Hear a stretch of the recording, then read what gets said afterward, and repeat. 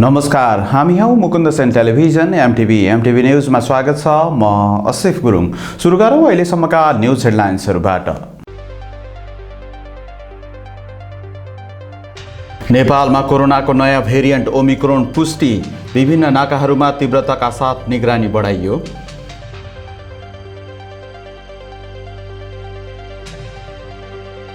महिला हिंसा विरुद्धका कानुनको प्रभावकारी कार्यान्वयनमा जोड दिन सामाजिक समितिद्वारा सरकारको ध्यानाकर्षण, महिला समानताको विषय अझै सम्बोधन भएन।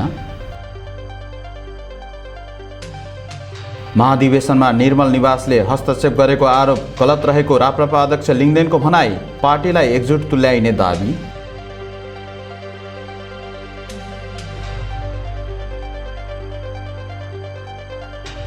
नेकपा एमालेको महाधिवेशनको उद्घाटन सत्रमा 7 लाख बढी जनता सहभागी भएको सचिव भट्टराईको भनाई, एमालेको महाधिवेशनपछि दाहाल छटपटिएको दाबी। र मानव सेवा आश्रम चितवनको भवन निर्माणका लागि महायज्ञ गरिने, आश्रमद्वारा 17 जिल्लामा 6275 जनालाई सेवा प्रदान।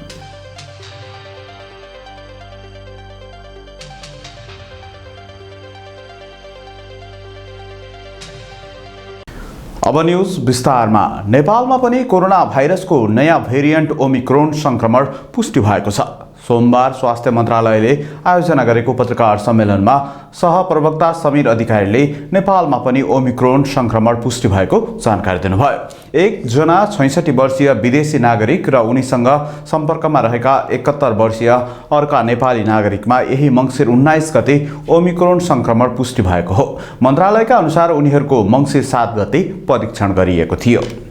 नेपालमा कोरोनाको नयाँ भेरिएन्ट ओमिक्रोन पुष्टि भएको छ। मङ्सिर 19 गते राष्ट्रिय जनस्वास्थ्य प्रयोगशाला टेकुमा गरिएको कोरोना परीक्षणमा 2 विदेशी नागरिकहरूमा ओमिक्रोन पुष्टि भएको हो। नयाँ भेरिएन्ट ओमिक्रोन नेपालमा पुष्टि भएको यो पहिलो केस भएको स्वास्थ्य तथा जनसङ्ख्या मन्त्रालयका सहप्रवक्ता डाक्टर समीर कुमार अधिकारीले जानकारी दिनुभयो। उहाँले संक्रमण पुष्टि भएकाहरूको स्वास्थ्य अवस्था सामान्य रहेको र संक्रमितहरूमा कुनै लक्षण नभएको बताउनुभयो। सहप्रवक्ता अधिकारीका अनुसार संक्रमित दुवैजना स्वास्थ्य कर्मीको निगरानीमा रहेको र उनीहरूको सम्पर्कमा आएकाहरूलाई मन्त्रालयले कन्ट्र्याक्ट ट्रेसिङ गरी छुट्याएर राखिएको छ। कन्ट्र्याक्ट ट्रेसिङमा परेका सबैको कोरोना परीक्षण गर्दा रिपोर्ट नेगेटिभ आएको उहाँले बताउनुभयो।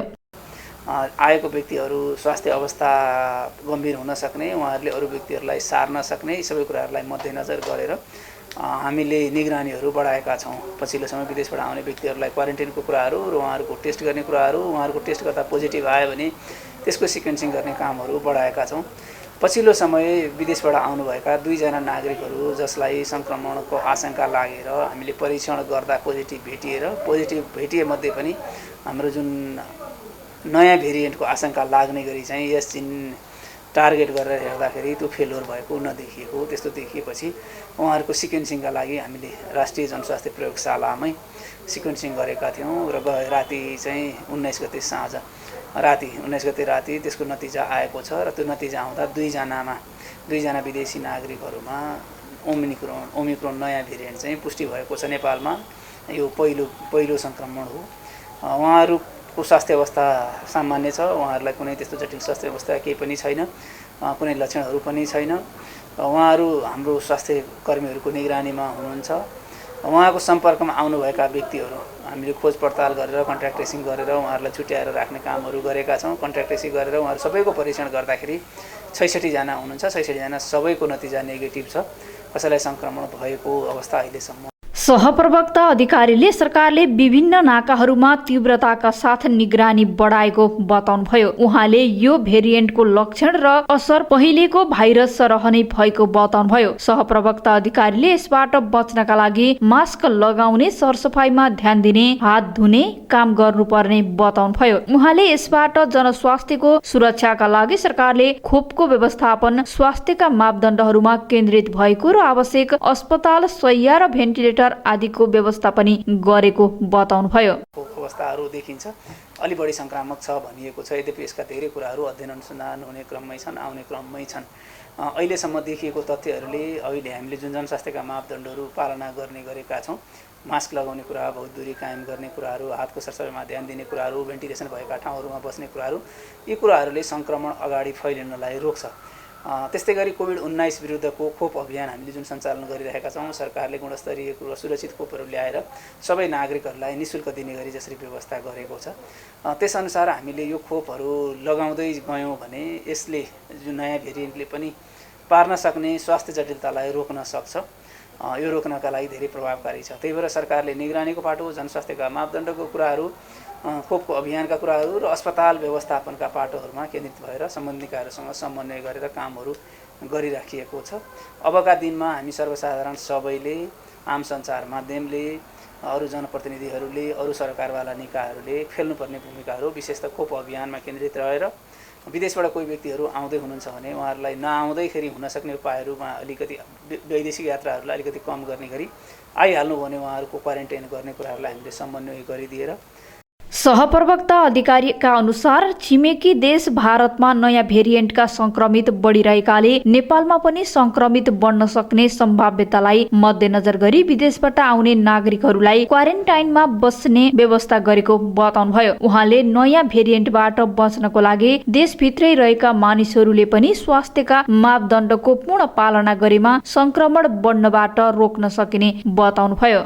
महिला हिंसा विरुद्धको 16 दिने अभियानको सन्दर्भमा देशैभर विभिन्न कार्यक्रमहरू भइरहेका छन्। संघीय संसद प्रतिनिधि सभा अन्तर्गतको महिला तथा सामाजिक समितिले आइतबार काठमाडौँमा एक कार्यक्रम सम्पन्न गरेको छ।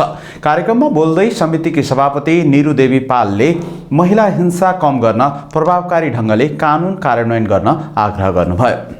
संसदीय समितिले महिला हिंसा विरुद्धका कानुनहरूको प्रभावकारी कार्यान्वयनमा जोड दिनुपर्नेमा सरकारको ध्यानआकर्षण गराएको छ। महिला हिंसा विरुद्धको 16 दिने अभियानको सन्दर्भमा संघीय संसद प्रतिनिधि सभा अन्तर्गतको महिला तथा सामाजिक समितिले आइतबार काठमाडौँमा गरेको कार्यक्रममा समितिकी सभापति निरु देवी पालले महिला हिंसा विरुद्धका कानुन पर्याप्त भए पनि कार्यान्वयन पक्ष चुस्त हुन नसकेको भन्दै त्यसतर्फ सरकारको ध्यानआकर्षण गराउनु भएको हो। उहाँले प्रभावकारी ढङ्गले कानुन कार्यान्वयन गर्न सके हिंसा न्यूनीकरणमा उल्लेखनीय प्रगति हासिल गर्न सकिने बताउनुभयो। उहाँले निर्णायक तहमा रहेका महिलाले पनि हिंसा बेहोरी रहेको प्रसङ्ग उल्लेख गर्दै कानुन कार्यान्वयनका अप्ठ्यारा पक्षमाथि समीक्षा गर्नुपर्ने आवश्यकता औल्याउनुभयो। कहीँ न कतै चाहिँ हिंसामा छन् कि वा आवाज उठाउन सकेका छन् कि छैनन् कि कतिपय उपमेयरजीहरू आफै त्यो समितिको प्रमुख हुनुहुन्छ तर आफैले हिंसा भोगिरहनु भएको छ।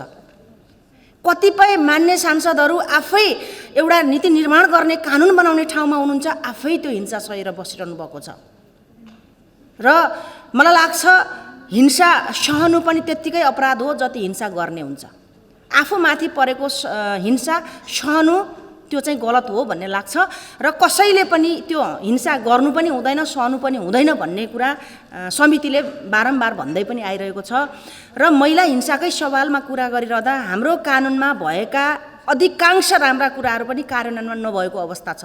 प्रदेश 1 की पूर्व मन्त्री उषाकला राईले महिला पुरुष समानताको लडाईँ अहिले पनि लडिरहनु परेको र त्यस कार्यमा सबैको सहयोग र साथ आवश्यक रहेको बताउनुभयो। हरेक राजनीतिक र सामाजिक परिवर्तन तथा सङ्घर्षमा महिलाको योगदान अतुलनीय रहेको भए पनि राज्य सत्ता र पार्टी नेतृत्वमा अहिले पनि पुरुष नै रहेकाले महिला समानताको विषय सम्बोधन भइ नसकेको बताउनुभयो। पार्टीको सत्ता बाक्लो सबै पुरुषको हातमा छ, यो चाहिँ यथार्थ कुरा। यसले गर्दाखेरि हामी र पुरुषभन्दा धेरै गुणा शक्ति र क्षमता महिलाहरूमा छ। मैले यो दम्ब राखेको होइन। र महिलाहरूमा सहनशीलताको क्षमता त्यति नै छ। र महिलाहरूले अहिलेको व्यावहारिक हिसाबमा सामाजिक र राजनीतिक अहिलेको चेतना र तपाईँको अहिलेको सङ्घर्षको आन्दोलनको क्रान्तिको यो चाहिँ इतिहासमा तपाईँले हेर्नुहोस्, महिला बिना त पुरुषको त एक कदम पनि चल्दैन, यो त ग्यारेन्टी कुरा हो। त्यसले गर्दाखेरि यो चाहिँ सामाजिक नियम, महिलाको कुरा महिलाको होइन, यो सामाजिक कुरा, यो संसारको कुरा, यो सृष्टिको कुरा, यो समानताको कुरा, यो समृद्धिको कुरा, यो विकासको कुरा, यो सभ्यताको कुरा, यो महत्त्वपूर्ण विषय हो भनेर मानव समुदायले बुझ्ने कुरा छ। त्यसकारणले गर्दाखेरि हामीले कार्यक्रममा समिति सचिव एकराम गिरीले कानुनको प्रभावकारी कार्यान्वयनका लागि विधायकहरूको भूमिकाबारे विश्लेषण गर्नुपर्ने आवश्यकता औल्याउनुभयो। देखिँदैन। कानुनको उपस्थितिको मूल्याङ्कनको आधारमा त महिला हिंसामा व्यापक गिरावट आउनुपर्ने हो, तर यथार्थ त्यस्तो पनि छैन। त्यसो भए के विद्यमान कानुनहरू महिला हिंसा न्यूनीकरणका लागि प्रभावकारी छैनन् त? प्रभावकारी त छन्, तर परिणामको लागि अझै कोर्नुपर्ने हो त। आवश्यक कानुन त छन्, तर कार्यान्वयन गर्ने प्रणालीमा पो समस्या छ कि? महिला हिंसा विरुद्धका कानुनहरूको सम्परीक्षण वा ऐन कार्यान्वयन मापन गर्ने बेला पो भयो कि? कानुनहरूको सम्परीक्षण गर्नुपर्ने भए सोका आधारहरू के हुन सक्छन्? कानुनहरूको प्रभावकारी कार्यान्वयनका लागि कानुन निर्माण गर्ने विधायकको कस्तो भूमिका आवश्यक छ लगायतका विषयहरूमा विश्लेषण गर्नुपर्ने आवश्यकता समेत देखिएको छ। कानुन विधिको शासन कायम गर्ने राज्यको प्रमुख औजार हो। कानुनको अज्ञान त क्षम्य हुँदैन। इक्वेलिटी बिफोर ल जस्ता आधारभूत मान्यताहरू हुँदाहुँदै पनि व्यावहारिक रूपमा आम नागरिकहरूले कानुनप्रतिको बुझाइमा समानता भएको पाइँदैन। एउटा वर्ग खै के कानुन छ थाहा छैन, अलिअलि जान्ने वर्ग नेपालको कानुन दैवैले जानुन् भन्नेदेखि नेपालमा कानुनको जङ्गल नै छ भन्नेसम्म पनि सुनिने गरेको छ। यस्तै अन्तर्बुझाइका बीच महिला हिंसा विरुद्धका कानुन कार्यक्रममा राष्ट्रिय मानव अधिकार आयोगकी सदस्य लिली थापा, सांसद प्रमिला कुमारी, न्यूज एजेन्सी नेपालकी अध्यक्ष कृष्ण पौडेल, अधिकार कर्मीहरू डाक्टर रेणुराज राज भण्डारी, निर्मला शर्मा लगायतले कानुनको प्रभावकारी कार्यान्वयन बारे समीक्षा गर्नुपर्नेमा जोड दिएका थिए। राप्रपाका नवनिर्वाचित अध्यक्ष राजेन्द्र लिङदेनले बुधबार केन्द्रीय समिति बैठक बोलाउनु भएको छ। पहिलो बैठकलाई उहाँले परिचयात्मक बैठकको संज्ञा दिनुभएको छ। सोमबार धुम्बाराही स्थित पार्टी कार्यालयमा पदबहाली गर्दै लिङदेनले निवर्तमान अध्यक्ष त्रय कमल थापा, पशुपति शमशेर राणा र डाक्टर प्रकाश चन्द्र लोहनी निर्वाचित पदाधिकारीसँग सरसल्लाह गरेरै आफू अघि बढ्ने बताउनुभयो। लिङदेनले पार्टीमा पक्ष र विपक्षको महाधिवेशन स्थलमै विसर्जन भएको भन्दै सबै मिलेर अघि बढ्नुपर्नेमा जोड दिनुभएको छ। राष्ट्रिय प्रजातन्त्र पार्टीका नवनिर्वाचित अध्यक्ष राजेन्द्र लिङदेनले पार्टी महाधिवेशनमा निर्मल निवासले हस्तक्षेप गरेको आरोप गलत रहेको बताउनु भएको छ। राप्रपाको आन्तरिक निर्वाचनमा पूर्व राजालाई जोड्नु दुर्भाग्यपूर्ण कुरा भएको समेत उहाँले टिप्पणी गर्नुभयो। अध्यक्ष निर्वाचित भएपछि सोमबार पदभार ग्रहण गर्ने क्रममा पत्रकारले सोधेका प्रश्नको जवाब दिँदै लिङदेनले यस्तो बताउनु भएको हो। अध्यक्षमा पराजित उम्मेद्वार कमल थापाले राप्रपाको प्रतिस्पर्धामा निर्मल निवासले नाङ्गो हस्तक्षेप गरेको आरोप लगाउनु भएको थियो। लिङदेनले व्यस्तताका कारण आफूले सामाजिक सञ्जाल भने हेर्न नपाएको प्रतिक्रिया दिनुभयो। खास गरी महाधिवेशन प्रतिनिधिहरूको आफ्नै कार्यकर्ताहरूप्रतिको अपमान हो र अविश्वास हो र त्यसपछि चाहिँ महाधिवेशन प्रतिनिधिहरूले सोच विचार गरिकन यो केवल राप्रपामा नेतृत्व परिवर्तनको कुरा मात्र होइन, नेपालको राजनीतिमै राप्रपाले एउटा नयाँ दिशा दिने गरी जो महाधिवेशन प्रतिनिधिले निर्णय गर्नुभएको छ त्यसको चाहिँ अपमान हो। त्यो चाहिँ म दुःख व्यक्त गर्दछु। त्यस्तो होइन होला भन्ने म चाहिँ ठान्दछु। त्यस्तो भन्नुभएको होइन होला, त्यसको अर्थ त्यस्तो होइन होला भन्ने म ठान्दछु। हामीले सबैलाई मिलाएर लान्छौँ। अब मनोनितदेखि लिएर सबै कुराहरूमा अरू जिम्मेवारीहरूको बाँडफाँडको क्रममा हिजोको कुन प्यानलबाट उठ्यो भन्ने कुरालाई दृष्टिकोणमा चुनावी परिणामपछि विभिन्न खाले प्रतिक्रिया आउनुलाई भने आफूले सामान्य रूपमा लिने उहाँको भनाइ छ। उहाँले अबका दिनमा पार्टीलाई मिलाएर लैजाने बताउनुभयो। को कुन प्यानलबाट जितेका हुन् भन्ने स्मरणमा नराखिकन पार्टीलाई एकजुट तुल्याइने लिङदेनको दाबी छ। नेकपा एमाले सचिव योगेश भट्टराईले गैंडा र एमाले प्रवृत्ति समान रहेको भन्दै जाइ लाग्नेलाई नछाड्ने चेतावनी दिनुभएको छ। प्रेस चौतारी नेपाल चितवनले सोमबार गरेको पत्रकार सम्मेलनमा भट्टराईले एमालेलाई जिस्काए परिणाम राम्रो नआउने चेतावनी दिँदै जिस्काउनेलाई लखेट्ने बताउनुभयो। ताजा जनादेशबाट एमालेले सरकार बनाउने बताउँदै उहाँले 5 दलीय गठबन्धनले देशमा बेतिथि निम्ताएकाले यसलाई चिर्न अब ताजा जनादेशमा जानुको विकल्प नरहेको दाबी गर्नुभयो। नेकपा एमालेका सचिव योगेश भट्टराईले चितवनमा भएको महाधिवेशनबाट एमाले एकताबद्ध भएर मिसन र कार्यदिशामा शक्ति आर्जन गरेर फर्केको बताउनु भएको छ। चितवनको भरतपुरमा सोमबार प्रेस चौतारी नेपाल चितवन शाखाले आयोजना गरेको पत्रकार भेटघाट कार्यक्रममा उहाँले एमालेले महाधिवेशनबाट आर्जन गरेको शक्ति आगामी निर्वाचनमा देखिने उल्लेख गर्दै 50% बढी स्थानीय तहमा जित्ने र संघ तथा प्रदेशमा पनि बहुमत हासिल गर्ने लक्ष्यका साथ एमाले हिँडेको बताउनुभयो। एमालेको महाधिवेशनको उद्घाटन सत्रमा 7 लाख बढी जनता सहभागी भएको जिकिर गर्दै उहाँले एमालेले एउटा रेकर्ड बनाइसकेको दावी गर्नुभयो। एमालेले बनाएको त्यो रेकर्ड तोड्न नसकेरै कांग्रेसले आफ्नो महाधिवेशन र माओवादीले राष्ट्रिय सम्मेलनमा जनसभा जनप्रदर्शन नगर्ने निर्णय गरेको भट्टराईको भनाइ छ। नेपाली कांग्रेसको महाधिवेशन यही 24 गतेबाट सुरु हुँदैछ र माओवादीको पनि राष्ट्रिय सम्मेलन भइरहेको छ। यी कुनै पनि इभेन्टमा साथीहरूले अब जनसभा नगर्ने जनप्रदर्शन नगर्ने निर्णय लिनुभयो र त्यो नेकपा एमालेको रेकर्ड ब्रेक गर्न नसक्ने अवस्था सिर्जना भएको हुनाले उहाँहरू त्यो ठाउँमा पुग्नु भएको छ। र मलाई लाग्छ कि नेकपा एमाले कायम गरेको यो रेकर्ड कसैले ब्रेक गर्न सक्दैन। त्यसले पनि चितवन महाधिवेशनको एउटा ओज एउटा शक्ति नेकपा एमाले प्रतिको जनविश्वासलाई स्पष्ट गरेको छ। पत्रकार सम्मेलनकै क्रममा एमालेका केन्द्रीय सदस्य सूर्य थापाले पार्टीको 10औं महाधिवेशनबाट देश नै खुसी बनेको बताउनुभयो। उहाँले चितवनमा सम्पन्न एमालेको 10औं राष्ट्रिय महाधिवेशन शानदार रूपमा सफल भएको जिकिर गर्नुभयो। एमालेका केन्द्रीय सदस्य तथा प्रचार विभाग उपप्रमुख थापाले पार्टीको 10औं महाधिवेशनबाट देश नै खुसी भएको अवस्थामा एकजना मात्रै बेखुसी बनेको बताउनुभयो। उहाँले नेकपा माओवादी केन्द्रका अध्यक्ष पुष्पकमल दाहाल प्रचण्ड प्रति लक्षित गर्दै एमालेको चितवन महाधिवेशनपछि दाहाल छटपटिएको दावी गर्नुभयो। चितवनका चाहिँ सबै क्षेत्र खुसी छन्, देश खुसी छ, एकजना मान्छे चाहिँ अलि बेखुसी छ। मैले नाम चाहिँ लिइन, छटपटिया छन्।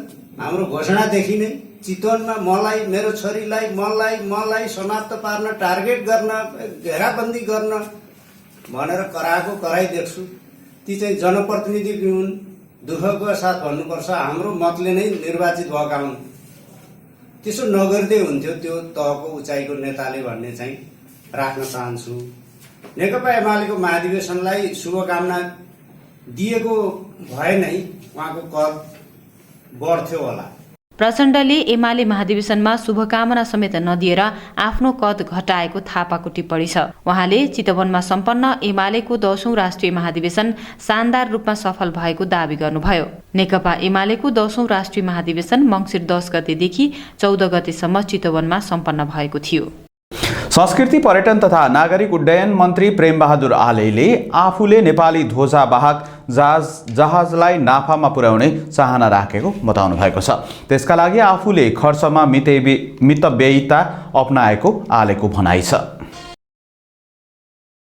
संस्कृति पर्यटन तथा नागरिक उड्डयन मन्त्री प्रेमबहादुर आलेले आफूले मन्त्रालयको कार्यभार सम्हालेपछि मन्त्रालयले गर्ने खर्चमा मितव्ययिता अपनाएको बताउनु भएको छ। सोमबार मन्त्रालयमा आयोजित नेपाल वायु सेवा निगमलाई अन्तर्राष्ट्रिय उडानमा खतराजन्य पदार्थ आयात तथा निर्यातको अनुमति प्रमाणपत्र जारी गर्ने कार्यक्रमलाई सम्बोधन गर्दै मन्त्री आलेले आफूले मन्त्रालयको कार्यभार सम्हालेपछि मन्त्रालयमा हुने हरेक खर्चमा मितव्ययिता अपनाइएको दावी गर्नुभएको हो। आफूले नेपाली ध्वजा बाहेक जहाजलाई नाफामा पुर्याउने चाहना राखेको उहाँले बताउनुभयो। अहिले नेपाल वायु सेवा निगम घाटामा गएको र ऋणको ब्याज समेत तिर्न नसकेको भन्दै मन्त्री आलेले निगमलाई कुनै पनि हालतमा माथि उठाउनु पर्ने बताउनुभयो।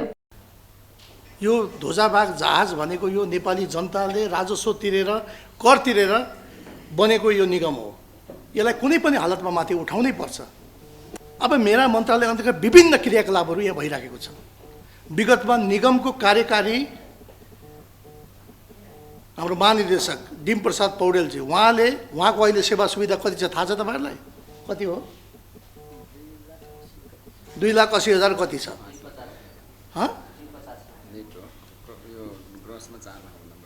टोटलमा 4 लाख छ। त्योभन्दा अगाडि मदन खरेल हुनुहुन्थ्यो कार्यकारी अध्यक्ष, उहाँले राजीनामा दिएर जानुभयो। उहाँको पनि लगभग 4 लाखभन्दा बढी थियो। जब कार्यकारी अध्यक्ष हाम्रो युवराज अधिकारी हुनुभयो, मैले उहाँलाई भने सकभर तपाईँ चाहिँ तलब नलिएर काम गर्नुहोस् भनेर मैले उहाँलाई आग्रह गरेँ, रिक्वेस्ट गरेँ। उहाँले अब करसर कटाएर हजुर मैले 1 लाख त पाउनु पऱ्यो भनेर अहिले उहाँको 1.5 लाख रुपियाँ हामीले राखेका छौँ। त्यसले यो मन्त्रालयले हरेक खर्चमा पनि मितव्ययिता अपनाएको छ। हामी चाहन्छौँ कमभन्दा कम खर्चमा नेपाल ध्वजावाहक जहाज नाफा होस्, फाइदा होस्। अहिले पनि हामीलाई 50 अरबभन्दा बढी ऋण छ। हामी एकदमै चिन्तित छौँ। 9% हामीले ब्याज तिरिराख्नु परेको छ, किस्ता हाम्रो ड्यू छ, ब्याज हामीले तिर्न सकेका छैनौँ। त्यसो भएको हुनाले विभिन्न समस्या समाधान गर्नको लागि नै म यहाँ आएको छु। अब राम्रो काम गर्दाखेरि कतिपय मान्छेहरूले चाहिने आफ्नो व्यक्तिगत इन्ट्रेस्ट पुरा नहुँदाखेरि उनीहरूले अहिले विभिन्न मिडियामा लेखाउने कामहरू गरिराखेका छन्। त्योमा मैले भन्नुपर्ने केही छैन, त्यो त तपाईँहरूले आफैले पनि बुझ्न सक्नुहुन्छ। मन्त्री आलेले खतराजन्य पदार्थ आयात निर्यातको अनुमति पाउनु नेपालको लागि उपलब्धि भएको उल्लेख गर्नुभयो। खतराजन्य पदार्थ आयात निर्यातमा अब व्यवसायीहरूलाई झन्झट नहुने र नाफा हुने उहाँले बताउनुभयो। यसले एउटा अर्को फाइदा के भयो भन्दा यहाँको स्थानीय लेभलमा यहाँका व्यवसायीहरूलाई पनि हरेक ठाउँमा चाहिँ झन्झट हुन्थ्यो, सामान ल्याउँदाखेरि कम्तीमा डाइरेक्ट अब आउन सक्ने भयो। त्यो पनि एउटा चाहिँ उपलब्धि हो। अर्को कुरा, जुन सामानहरू हामी बाहिरबाट क्यारिङ गर्छौँ त्योभन्दा 2 गुणा 3 गुणा बढी हामीले मूल्य पाउने भयो। त्यो पनि राज्यको लागि राम्रो कुरा हो। अर्कोतिर जुन फ्लाइटमा यात्रु नभएको अवस्थामा पनि यो सामान, यो डेन्जरस गुड क्यारी गरेर जुन हामी यहाँ ल्याउँछौँ यसले पनि हामीलाई प्रफिट दिन्छ। त्यसो भयो भने एकदमै सराहनीय कुरा हो। यो अति नै म प्रशंसा गर्न चाहन्छु, धन्यवाद दिन चाहन्छु तपाईँहरूलाई। यस्तै काम गर्दै जानु होला।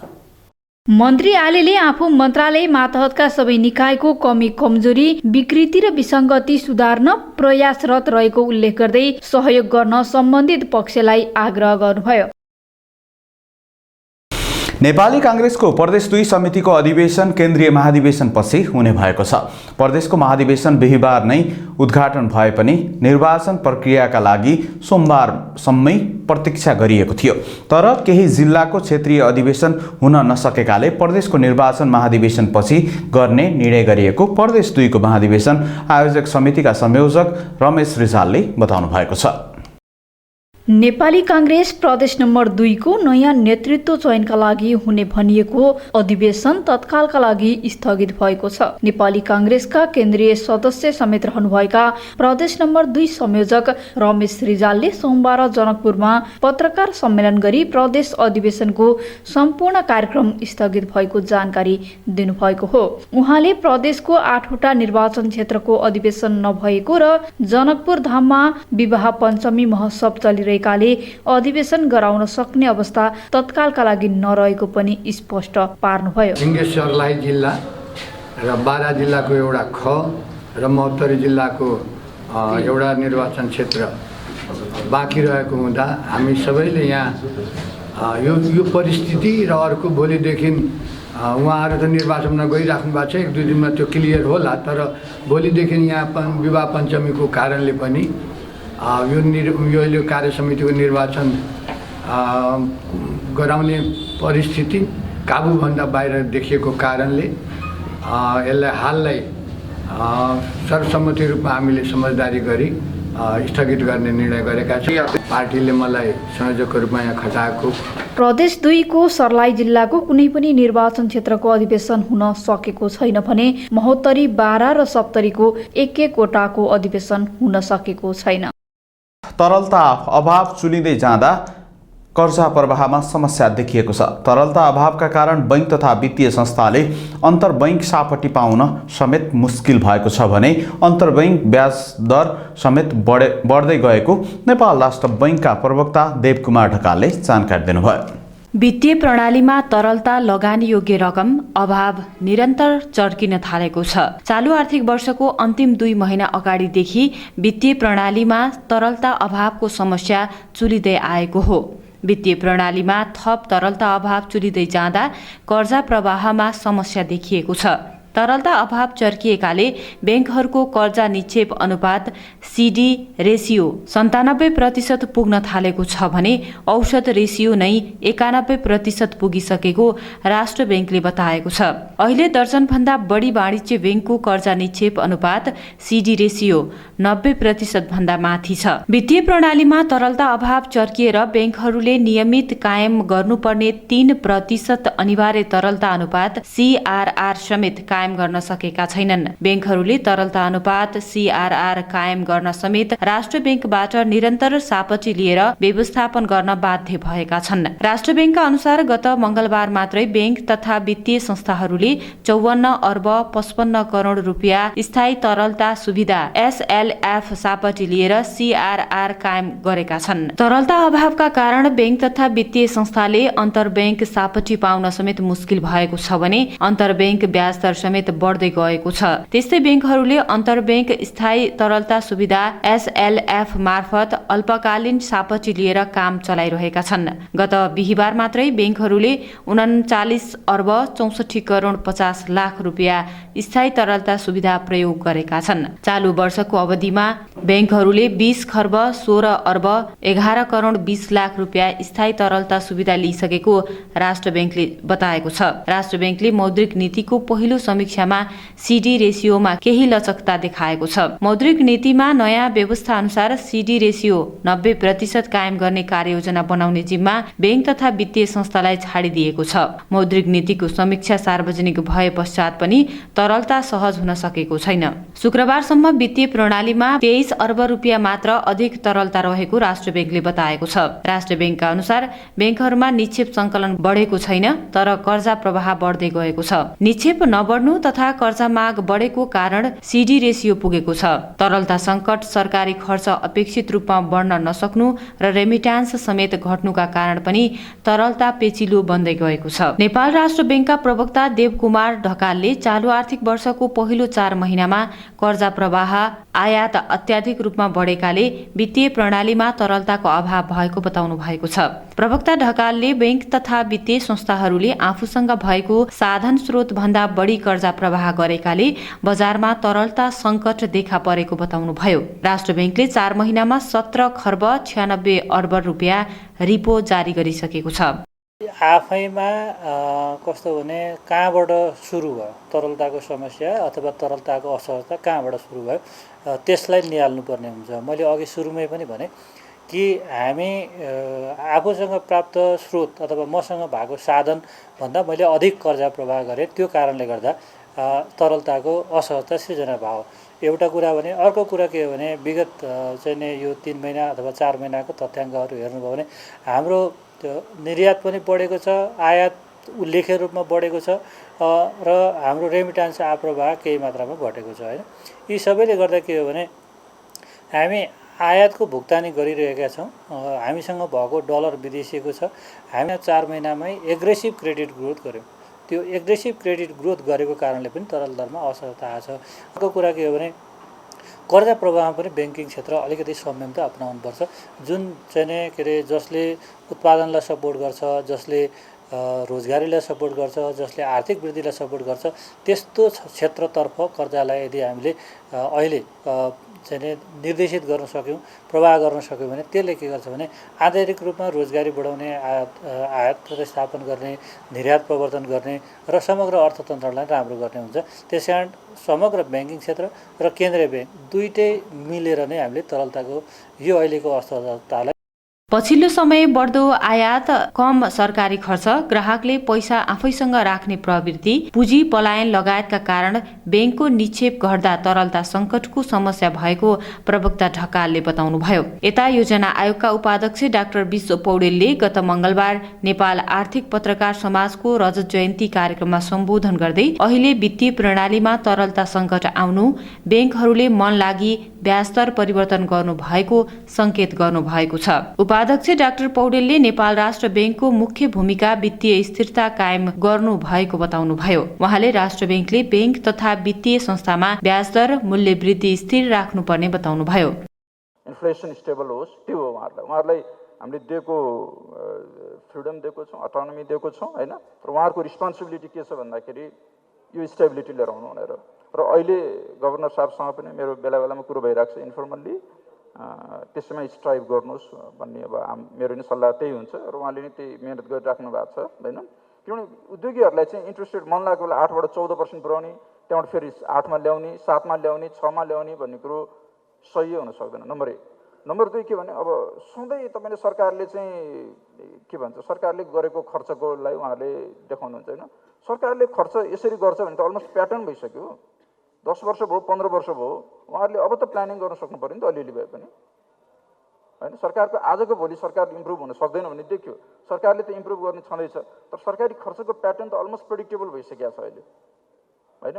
त्यो हेरेर चाहिँ तपाईँले गर्नु पऱ्यो नि त। आफूसँग लिक्विडिटी धेरै हुँदाखेरि वारवार जथाभावी दिदिने अनि त्यसपछि लिक्विडिटी टाइट हुँदाखेरि अनि इन्ट्रेस्ट रेट बढाइदिने होइन, त्यो गर्न हुँदैन। अब त्यसमा चाहिँ उहाँहरू त्यस्तै उक्त कार्यक्रममा नेपाल उद्योग वाणिज्य महासंघका अध्यक्ष शेखर गोल्छाले सीडी रेसियोका कारण तरलता अभावमा समस्यासँगै धेरै कुराहरू आएको बताउनुभयो। अध्यक्ष गोल्छाले सीडी रेसियो प्राविधिक विषय भएकाले सबै राष्ट्र बैंक जिम्मेवार रहेको बताउनुभयो। उहाँले समग्र निजी क्षेत्रलाई सरकार, राष्ट्र बैंक तथा वित्तीय क्षेत्रले सहुलियत दरमा सहज रूपमा कर्जा उपलब्ध गराइदिनुपर्ने तर्क व्यक्त गर्नुभयो। 7%, त्यो 7% तब मात्र यो प्राप्ति हुन सक्छ जब हामीले तरलता व्यवस्थापन गर्छौं। अघि मेरा पूर्ववक्ताहरूले पनि भनिसकेका छन्, सीडी रेसियोको कुरा उठाउनु भयो। हामी यो प्राविधिक सब्जेक्टमा हामी राष्ट्र बैंकलाई नै छोड्न चाहन्छौँ। हामी एउटा कुरा मात्रै निजी क्षेत्रको तर्फबाट के भन्न चाहन्छौँ भने हामीलाई तरलता उपलब्ध गराइदिनुस् सुपथ मूल्यमा। यो गर्न सक्यौं भने पक्कै पनि अर्थतन्त्र अगाडि बढ्छ र सरकारले जुन लक्ष्य लिएको छ त्यो प्राप्ति गर्न सकिन्छ। अब यसमा सरकारको खर्च जुन खास गरेर विकास खर्चको कुराहरू पनि छन् जुन यो वर्ष पनि एकदमै कम भएको छ। मैले पाएको फिगर अनुसार 5% भन्दा पनि कम रहेको छ। यो चाहिँ एकदमै चिन्ताको विषय रहेको छ।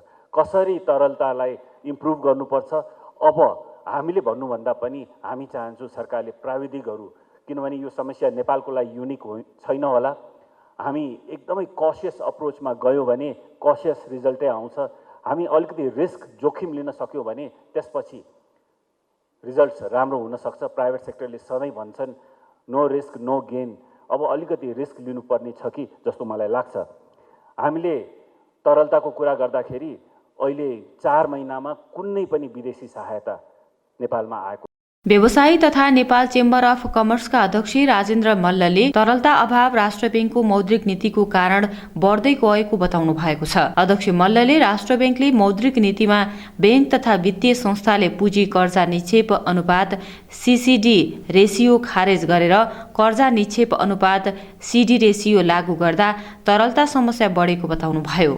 मौद्रिक नीति समीक्षा आएको थियो। हुन त राष्ट्र बैंकको 3-3 महिनामा यो समीक्षा आउने गर्दछ र यो यसपालिको चाहिँ आएको समीक्षामा जुन अहिले एउटा तरलता अभाव छ त्यसलाई चाहिँ राष्ट्र बैंकले एड्रेस गर्न सकेन। सर्ट टर्मको लागि केही त्यो सीडी रेसियो सञ्चालक र म्यानेजमेन्टको डिसिजनमा केही बढाए पनि फेरि असार मसान्तमा चाहिँ फेरि 90% मै त्यो सीडी रेसियोलाई झार्नुपर्छ भन्ने छ। त्यो चाहिँ निरन्तरता जस्तो भएन। सर्ट टर्मको लागि भयो र लङ टर्ममा चाहिँ यो तरलता चाहिँ मुलुकमा अभावै हुन्छ र राष्ट्र बैंकलाई हामीले चेम्बरको तर्फबाट के सुझाएका छौँ भने कि त चाहिँ सीडी रेसियो विगत गएको वर्ष जस्तै 85% मै कायम गर्नु पर्यो, किनभने त्यसमा बैंकलाई भएको आफ्नो कोर क्यापिटलबाट पनि उसले इन्भेस्ट गर्ने मौका पाउँछ भनेदेखि। अन्यथा यो सीडी रेसियोलाई 90 को ठाउँमा 95 गरिदियो भने तरलताको चाहिँ जुन अभाव छ मुलुकमा केही सुधार हुन्छ र चाहिँ अहिले जुन हामी घरमै बसिरहेछौँ, बैंक ब्याज कोभिडकै उसमा छौँ, निरोगी नेपाल नै छौँ हामी, अलिअलि चलायमान मात्र भएको अवस्था छ हैन। र चाहिँ यो ब्याज दर चाहिँ घर बस्दा बस्दै 2-3% यो चाहिँ सीडी रेसियो 90% गर्दाखेरि ब्याज दर बढेको अवस्था छ। यसले चाहिँ राष्ट्र बैंकले पुनर्मूल्याङ्कन गर्नुपर्छ भन्ने कुरा चाहिँ नेपाल चेम्बरको तर्फबाट हामीले 4 महिनाभन्दा अगाडिदेखि वित्तीय प्रणालीमा देखिएको तरलता अभावले कर्जा प्रवाहमा समस्या निम्ति आएको हो। अर्कोतर्फ बैंक तथा वित्तीय संस्थाले निक्षेप बढाउनको लागि जथाभावी रूपमा ब्याज दर परिवर्तन गरिरहेका छन्। तर पछिल्लो पटक राष्ट्र बैंकले बैंकहरूलाई निर्देशन नै जारी गरेर ब्याज दरको सीमा तोकिएको जनाइएको छ। तर पछिल्लो पटक राष्ट्र बैंकले बैंकहरूलाई निर्देशन नै जारी गरेर ब्याज दरको सीमा तोकिएको छ। मानव सेवा आश्रम चितवन शाखाले सडकबाट ल्याइएका सहयोगापेक्षीहरूको बस्ने व्यवस्थापन गर्दै आएको छ। भरतपुरको बाइपास रोडमा घर भाडामा लिएर मानव सेवाले आश्रम सञ्चालन गरिरहेको छ। मानव सेवाले अहिले भरतपुर 3, बेलचोक मा आश्रमका लागि भवन निर्माण गरिरहेको छ। निर्माणाधीन अवस्थामा रहेको भवनलाई पूर्णता दिन मानव सेवाले यही मङ्सिर 26 गतेदेखि महायज्ञको आयोजना गर्दैछ। स्थानीय तहबाट पर्याप्त सहयोग नभएपछि मानव सेवा आश्रम महायज्ञ गरी रकम सङ्कलन गर्नेतर्फ लागेको जनाएको छ। चितवनको भरतपुरमा सञ्चालनमा आएको मानव सेवा आश्रममा आएर उपचार पश्चात 192 जनाले स्वेच्छाले आश्रम छाडेका छन् भने सयौंलाई पारिवारिक पुनर्मिलन समेत गराइसकिएको छ। मानव सेवा आश्रम चितवन शाखाले 286 जनालाई पारिवारिक पुनर्मिलन गराएको छ। विक्रम सम्वत 2072 माघमा स्थापना भएको यस संस्थाले हालसम्म 659 जनालाई सेवा प्रदान गरेकोमा उनीहरूमध्ये सो संख्यामा पारिवारिक मिलन गराएको हो।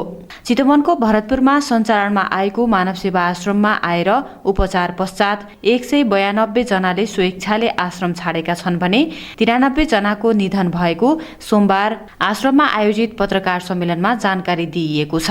सामुदायिक पुनर्स्थापना भएका 52 जना छन्। अहिले यस आश्रममा 65 जना आश्रित छन्। सडकमा रहेका सहयोगापेक्षीलाई सहयोग गर्ने उद्देश्यले स्थापना गरिएको यस संस्थाले हाल 7 प्रदेशका 17 जिल्लामा आफ्ना शाखा स्थापना गरी काम गर्दै आएको छ। 17 जिल्लामा 25 सेवा केन्द्र स्थापना गरी काम गरिरहेको यस संस्थाले 9 जिल्लामा आफ्नै भवन निर्माणको काम सुरु गरेको पत्रकार सम्मेलनमा जानकारी दिएको थियो। विक्रम सम्वत 2082 भित्र खुल्ला आकाशमुनि सडक पेटी एवं सार्वजनिक स्थलमा अति कष्टपूर्ण जीवन बिताउनु पर्ने सहयोगापेक्षी सडक मानव मुक्त गर्ने लक्ष्यका साथ आश्रमले काम गर्दै आएको छ।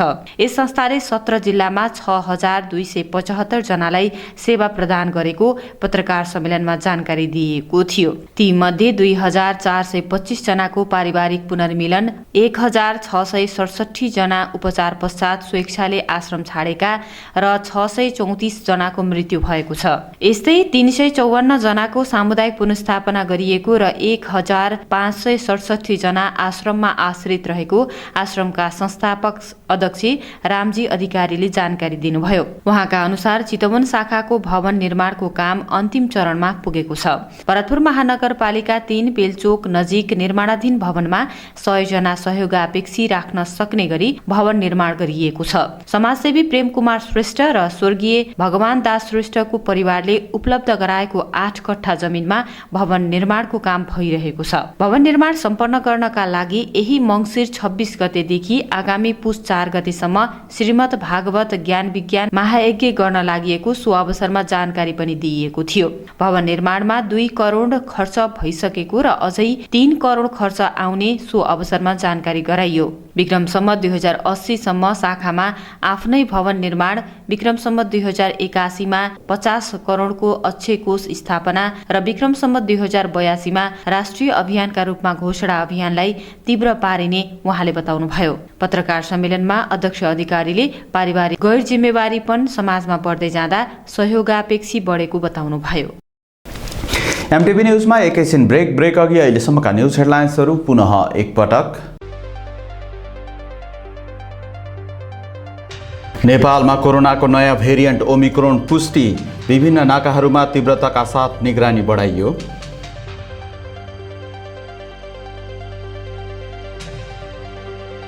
महिला हिंसा विरुद्धका कानुनको प्रभावकारी कार्यान्वयनमा जोड दिन सामाजिक समितिद्वारा सरकारको ध्यानाकर्षण, महिला समानताको विषय अझै सम्बोधन भएन। महाधिवेशनमा निर्मल निवासले हस्तक्षेप गरेको आरोप गलत रहेको राप्रपा अध्यक्ष लिङदेनको भनाई, पार्टीलाई एकजुट तुल्याइने दाबी।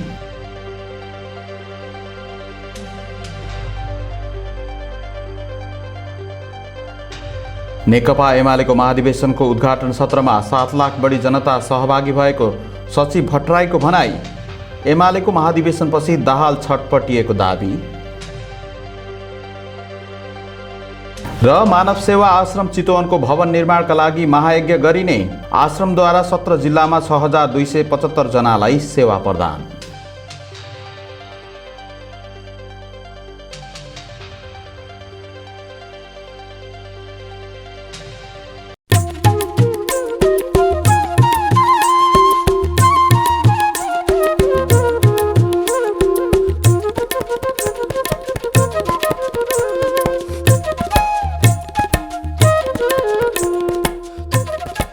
ब्रेकपछि स्वागत छ एमटिभी न्युजमा। अब बाँकी न्युज। मुस्लिम आयोगले सरकारले मदरसा शिक्षालाई बेवास्ता गरेको गुनासो गरेको छ। सोमबार ललितपुरमा नेपाल मदरसा शिक्षा र यसको भावी रूपान्तरण अध्ययन प्रतिवेदन सार्वजनिक गर्ने कार्यक्रममा आयोगका अध्यक्ष समीम मिया अन्सारीले सामुदायिक विद्यालय सुविधा सम्पन्न बनाए पनि सरकारले मदरसा शिक्षालाई बेवास्ता गरेको आरोप लगाउनुभयो। सरकारले मदरसा शिक्षालाई पनि पाठ्यक्रममा समावेश गर्ने भएको छ, तर आयोगले सार्वजनिक गरेको प्रतिवेदनमा मदरसा शिक्षालाई बेवास्ता गरिएको भन्दै सरकारको आलोचना गरिएको छ। सरकारले मदरसा शिक्षालाई पनि पाठ्यक्रममा समावेश गर्ने भएको छ। शिक्षा विज्ञान तथा प्रविधि मन्त्री देवेन्द्र पौडेलले मदरसा शिक्षालाई पनि पाठ्यक्रममा समावेश गरेर अघि बढाउने प्रतिबद्धता जनाउनु भएको हो। उहाँले त्यसका लागि ठोस प्रस्ताव ल्याउन मुस्लिम आयोगलाई आग्रह समेत गर्नुभयो। मुस्लिम आयोगले तयार पारेको नेपालमा मदरसा शिक्षा र त्यसको भावी रूपान्तरण अध्ययन प्रतिवेदन सोमबार ललितपुरमा आयोजित एक कार्यक्रममा सार्वजनिक गर्दै मन्त्री पौडेलले संविधानले समावेशिताको कुरा सुनिश्चित गरे पनि त्यसलाई कार्यान्वयन गर्ने कामले गति लिन नसकेको स्पष्ट पार्नुभयो। उहाँले राजनीतिक दलहरूभित्रै संविधानको भावना अनुसार समावेशिताको सिद्धान्तलाई अंगीकार गरिसकेको अवस्था नरहेको स्वीकार गर्नुभयो। मूलभूत रूपमा संविधानमा समावेशीको कुरा त हामीले गर्यौं, तर व्यवहार त अझै बाँकी छ। व्यवहार त राजनीतिक पार्टीमा बाँकी छ, सेना पुलिसमा बाँकी छ, ब्युरोक्रेसीमा बाँकी छ। हामीले जुन सिद्धान्त त निर्णय त गर्यौं, केही ठाउँमा निर्णय गरेका छौं, केही ठाउँमा बाँकी छ। विभिन्न दलहरूमा नि बाँकी छ, कुराले मात्रै हुँदैन। त्यसकारणले हामी तपाईले उठाउनु भएको कुराहरूलाई निकै गम्भीरतापूर्वक लिएर मन्त्रालयमा हामी छलफल गर्छौं र पाठ्यक्रममा कसरी समावेश गर्न सकिन्छ। तपाईले एउटा टिम बनाउनु हुनेछ, मन्त्रालयले पनि एउटा टिम बनाएर विगतका कुरा पनि खोजिनिति गर्ने, विगतका कुराहरू पनि अब अलि तपाईहरुलाई छोटो भन्दा के हो भने ठुल्ठुलो ठाउँमा गएर अमूर्त चाहिँ प्रस्तावित गरेर विषय हराउँछ। जहाँ यो विषयलाई प्रवेश गराउने हो, क्लिक गर्नुपर्ने हो, त्यही क्लिक गर्न सक्रिय हुनु होला। शिक्षा मन्त्रालयको सम्बन्धित शाखा हैन, यो विषयलाई चाहिँ क्लिक गर्ने भनेको शिक्षा मन्त्रालयमा आबद्ध रहेको सम्बन्धित शाखामा बढी होमवर्क गरेर बढी मेहनत गरेर त्यहाँ विषयहरुमा अलि छलफल गरियो भनेदेखि त्यसले एउटा निर्णायक रूप लिन्छ। मन्त्री पौडेलले मदरसा शिक्षाको रूपान्तरणका लागि आफूले केही मदरसा शिक्षालयमा अनुगमन गरेको पनि स्मरण गराउनुभयो। यता आयोगका अध्यक्ष असीम मिया अन्सारीले विद्यालय शिक्षालाई सुविधा सम्पन्न गराउने तर मदरसा शिक्षालाई व्यवस्था गर्ने काम सरकारबाट हुन नहुने बताउनुभयो। उहाँले अझै पनि मदरसा शिक्षालयमा बोरा ओछ्याएर पढ्नुपर्ने अवस्था रहेको भन्दै यो अवस्थाको अन्त्य गर्न मन्त्री पौडेलको गम्भीर ध्यानाकर्षण गराउनुभयो। अवलोकन गर्नुभयो र त्यहाँको अवस्था बुझ्नुभयो। पटक पटक हामीले चाहिँ उठाइरहेको कुराहरू अहिले पनि कतिपय मदरसामा चाहिँ त्यो हाम्रो चाहिँ के अरे चटाई र हाम्रो चाहिँ बोरामा विद्यार्थीहरू पढिरहेको अवस्था छ भने त्यो कहिलेसम्म यो अवस्था रहन्छ। जुन त्यही चाहिँ सार्वजनिक शिक्षा हाम्रो जुन चाहिँ स्कुल छ, सरकारी स्कुलमा चाहिँ सुविधा सम्पन्न टेबल कुर्सी बेन्च लगायतको सुविधा सम्पन्न त्यहाँ व्यवस्था छ भने त्यही मदरसामा चाहिँ बोरा ओछ्याएर पढ्ने अवस्था कहिलेसम्म रहन्छ। यी सबै कुरामा चाहिँ मान्य मन्त्रीज्यू सकारात्मक हुनुहुन्छ। यो अब चेन्जिङ हुनुपर्छ। अब चेन्जिङ भएन भने कहिले पनि हुँदैन। यसैको लागि यो संहिता, यो लोकतन्त्र, गणतन्त्र यी सबै आएको हो। त्यसकारणले मलाई विश्वास छ अहिलेको हाम्रो मन्त्रीज्यू प्रति र उहाँको जुन चाहिँ आशय छ शिक्षा क्षेत्रलाई बढीभन्दा बढी चाहिँ जुन समुदाय पछाडि परेको छ त्यो समुदायलाई शिक्षा क्षेत्रमा अगाडि ल्याउनको लागि र शिक्षा क्षेत्रमा अगाडि आएन भने त्यसको चाहिँ हरेक चाहिँ प्रकारको अवस्था चाहिँ नाजुक हुन्छ। आयोगले सार्वजनिक गरेको प्रतिवेदनमा मदरसा शिक्षालाई व्यवस्था गरिएको उल्लेख गर्दै सरकारको आलोचना गरिएको छ। साताको दोस्रो कारोबार दिन सोमबार शेयर बजार दोहोरो अङ्कले बढेको छ। सोमबार नेप्से परिसूचक 32.22 अङ्कले बढेर 2546.8 बिन्दुमा पुगेर कारोबार बन्द भएको छ। सोमबार 227 कम्पनीको 69,888 किता शेयर खरिद बिक्री हुँदा कुल 4,54,23,45,271 रुपैयाँको कारोबार भएको छ। कारोबारको आधारमा सबैभन्दा बढी नोबेल बैंकको शेयर कारोबार भएको छ। दुई सातादेखि निरन्तर रूपमा गिरावट आएको शेयर बजार मापक नेप्से परिसूचक सोमबार 32 अङ्कले सुधार देखिएको छ।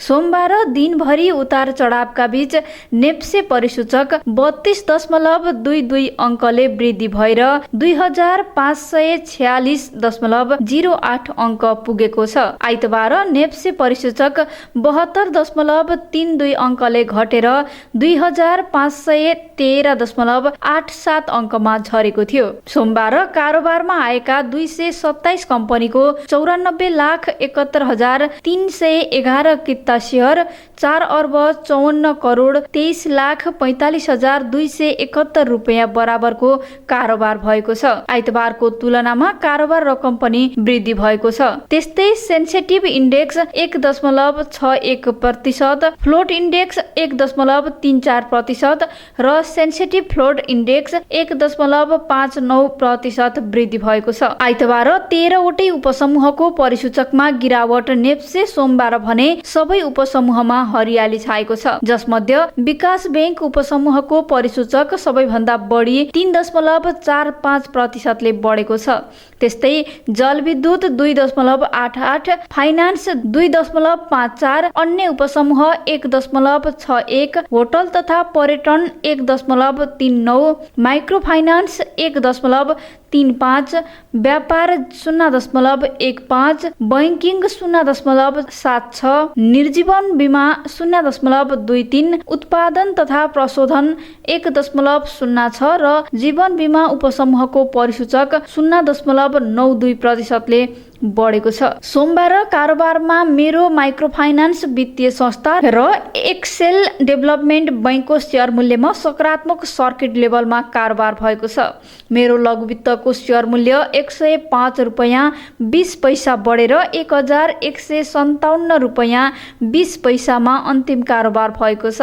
त्यस्तै एक्सेल डेभलपमेन्ट बैंकको शेयर मूल्य 9.55% र साहस ऊर्जाको 8.17%, महुली सामुदायिक र बोटलर्स नेपाल तराईको शेयर मूल्य 7% भन्दा बढी बढेको छ। तर जनउत्थान सामुदायिक लघु वित्तको शेयर मूल्य सबैभन्दा बढी 6.88% घटेको छ। सोमबार सबैभन्दा बढी 17 करोड 15,93,000 रुपैयाँ नबिल बैंकको कारोबार भएको छ। कारोबारकै आधारमा दोस्रो स्थानमा रहेको नेशनल हाइड्रो पावर कम्पनीको 15 करोड 32,15,000 रुपैयाँ बराबरको शेयर खरिद बिक्री भएको छ।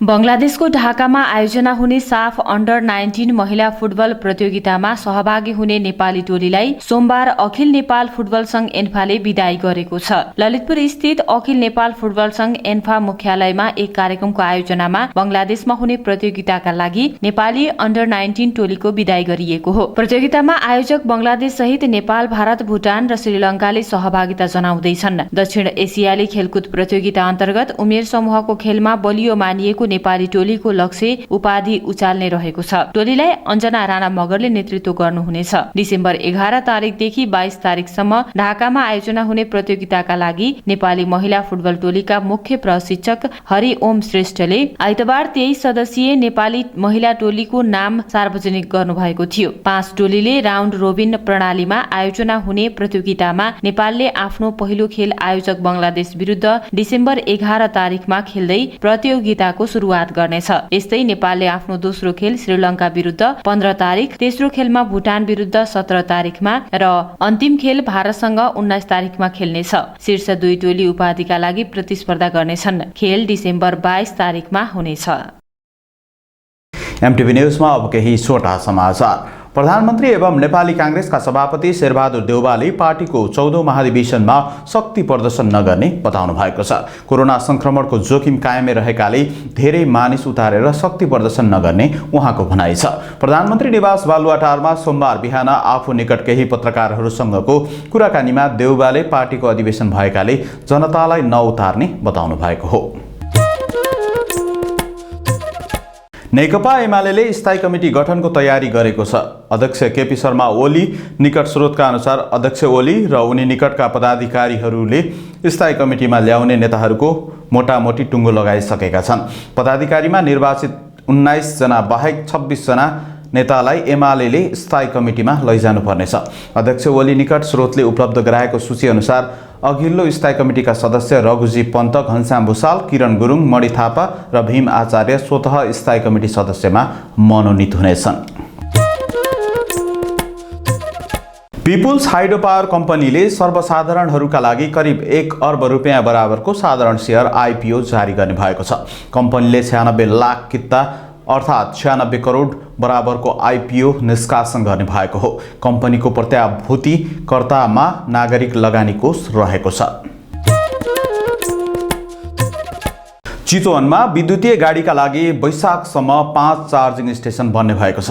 आगामी वैशाखसम्ममा निर्माण प्रक्रिया सकाउने गरी काम भइरहेको नेपाल विद्युत प्राधिकरणले जनाएको हो।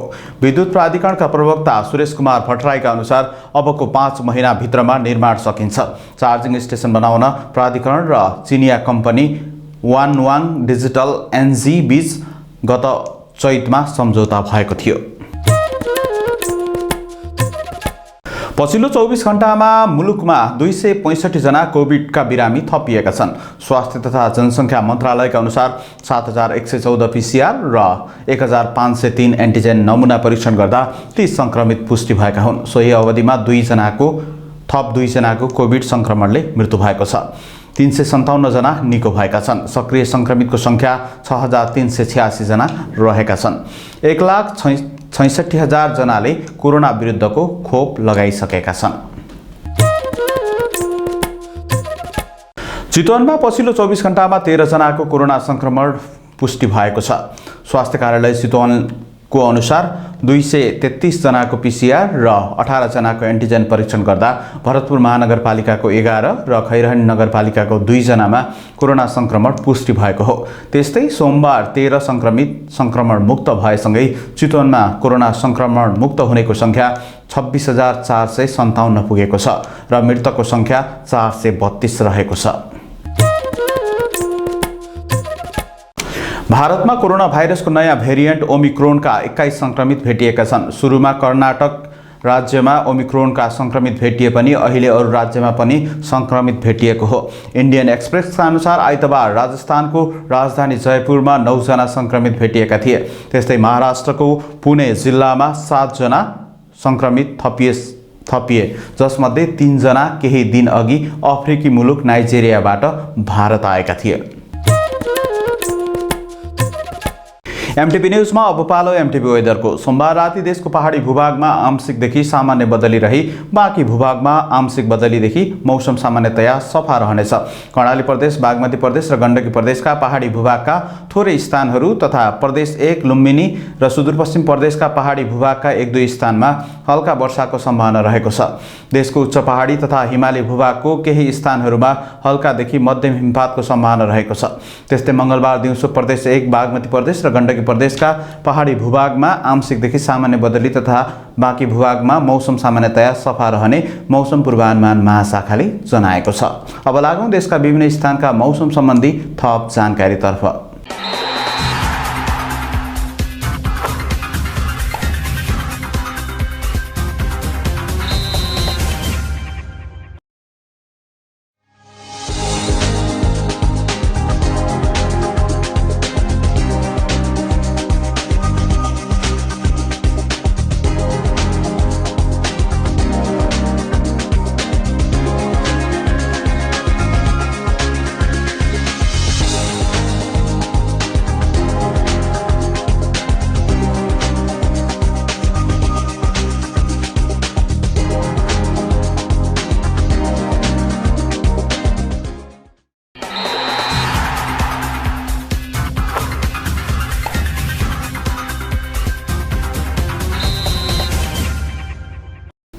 एमटिभी न्यूज सक्नु अघि अहिलेसम्मका न्यूज हेडलाइन्सहरू पुनः एकपटक।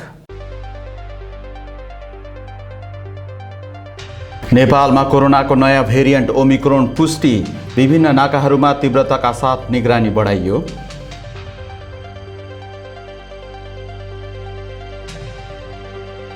महिला हिंसा विरुद्धका कानुनको प्रभावकारी कार्यान्वयनमा जोड दिन सामाजिक समितिद्वारा सरकारको ध्यानाकर्षण।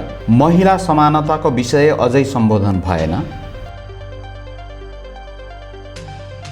महाधिवेशनमा निर्मल निवासले हस्तक्षेप गरेको आरोप गलत रहेको राप्रपा अध्यक्ष लिङदेनको भनाई। पार्टीलाई एकजुट तुल्याइने दाबी।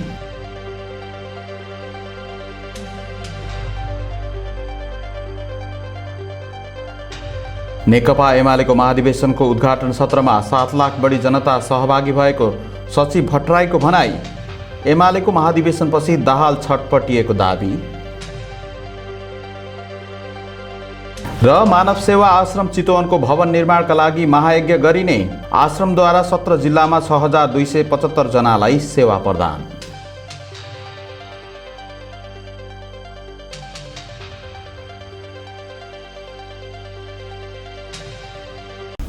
एमटिभी न्यूज अहिलेलाई यति नै। निरन्तर न्यूज अपडेटका लागि मुकुन्द सेन टेलिभिजन हेर्दै गर्नुहोला। एमटिभी न्यूज तपाईँले फेसबुक र युट्युबमा पनि हेर्न सक्नुहुनेछ। न्यूज डेस्कका सम्पूर्ण सहकर्मीहरूसँगै म असिफ गुरुङलाई पनि बिदा दिनुहोस्। नमस्कार।